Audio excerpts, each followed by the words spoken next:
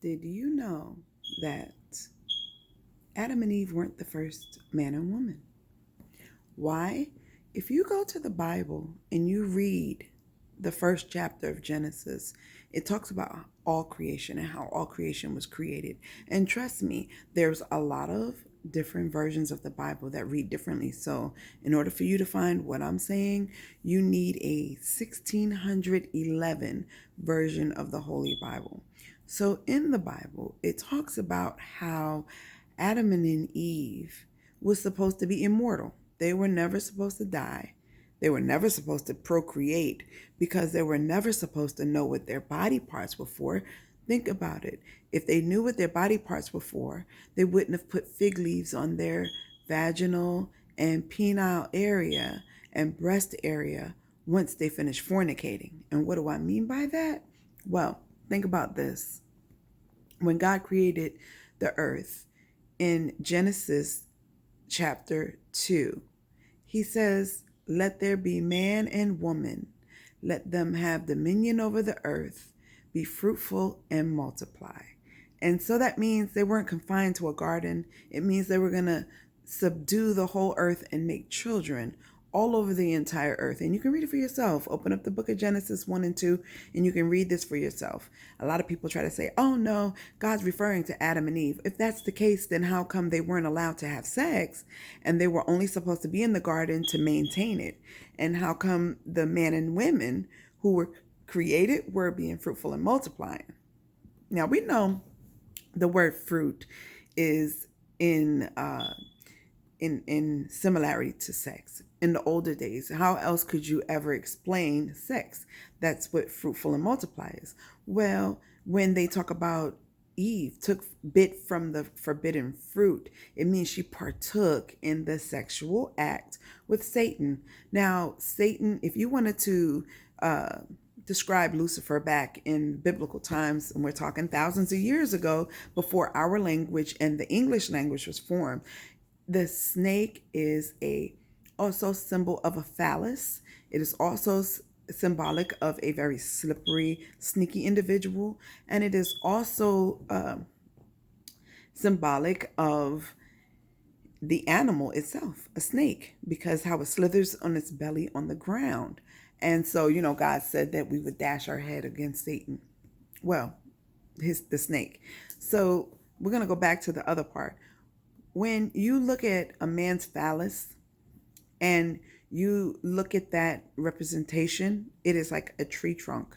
And when you fill a woman's area, you look at it as it completing the tree, because the uterus is like the body of the tree where the branches would be, and then the smaller branches would be the fallopian tubes, and then of course you have the fruit, which is the ovaries that have seeds in it, which the seeds fall down and get pollinated by the tree trunk, the pollen that falls at the tree trunk, which are the male scrotum that has the seeds in it, and sort of how procreation happens for the foliage and for trees and flowers is a lot how the woman's body part is. And so she turned to her husband and gave him some. That sounds more like an orgy. I don't mean to be disrespectful, but it does. And that is my understanding, and I won't change it, because she turned right from from Satan or Lucifer, and turned over and gave Adam some. And one of the things that they removed from the Bible that was in an older version of the Bible that I have, that my grandmother had, and even the 1611 Bible is changing it, is when God came into the garden and he was walking. He goes, Adam, Eve, where are you? He couldn't find them because they hid from God. And when he did see them, they were covered up, those body parts. He says, how do you know that you're naked? And in order to know that you're naked, that means you used your body parts the wrong way. My proof that Eve was being punished for what she did with Satan, number one, is this. You've got God saying to Adam, why has your countenance fallen? Now, countenance was translated into different things, and his countenance, I believe, was his male phallus, because he had never used it and he didn't know that he was naked and he had never ejaculated. It had fallen once it actually completed the process of what a man's body does. And he said, this woman you gave me had me eat from this fruit. And we're talking about sex, because at the time they were not going to put the word sex in the Bible because the word didn't exist. It was part of the English language that was invented now. And so when you look at that, and why God cast them out of the garden is because they were going to be immortal, but now they had to partake in good and evil and life and death. And God put an angel at the garden entrance so that no one would ever enter the garden again. But he told Adam he would till the ground for food, whereas he was in the Garden of Eden eating everything for free, eating and never having to work for it.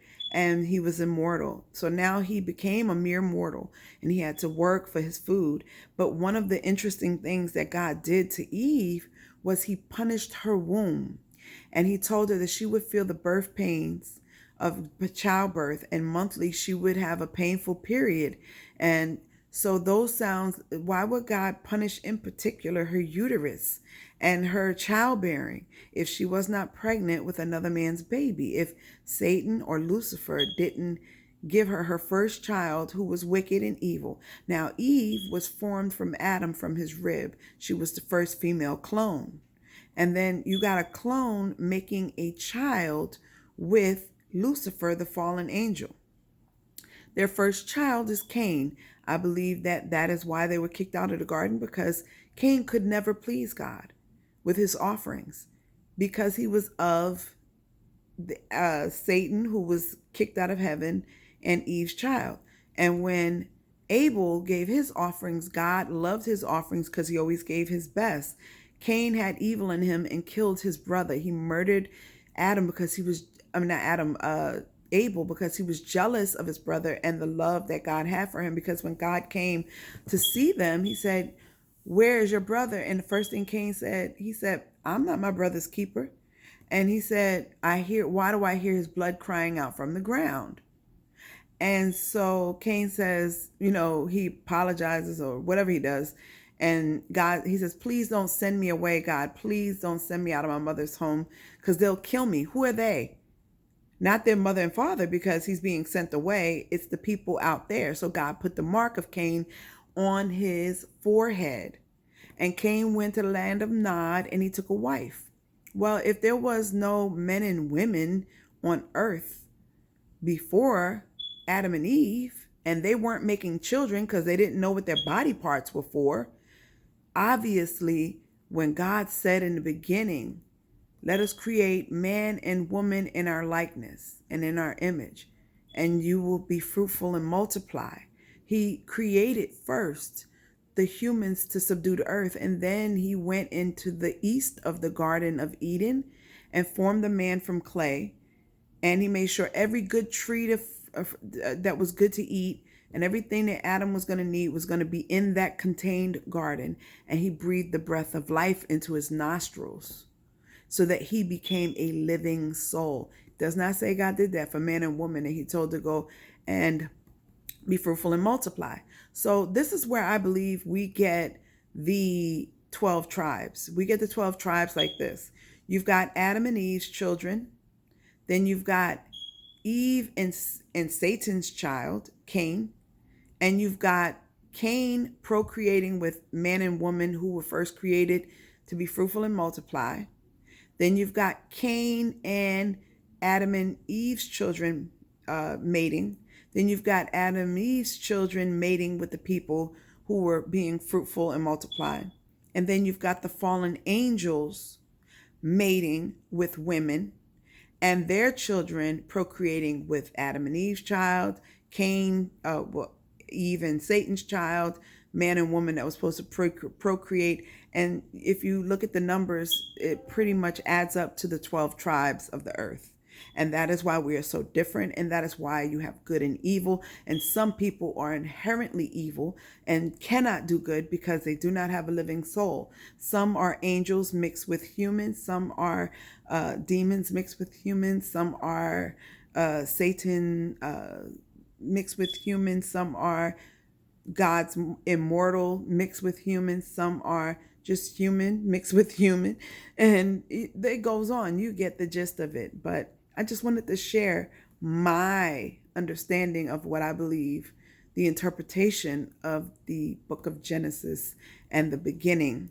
And I do not believe that they are the first man and woman.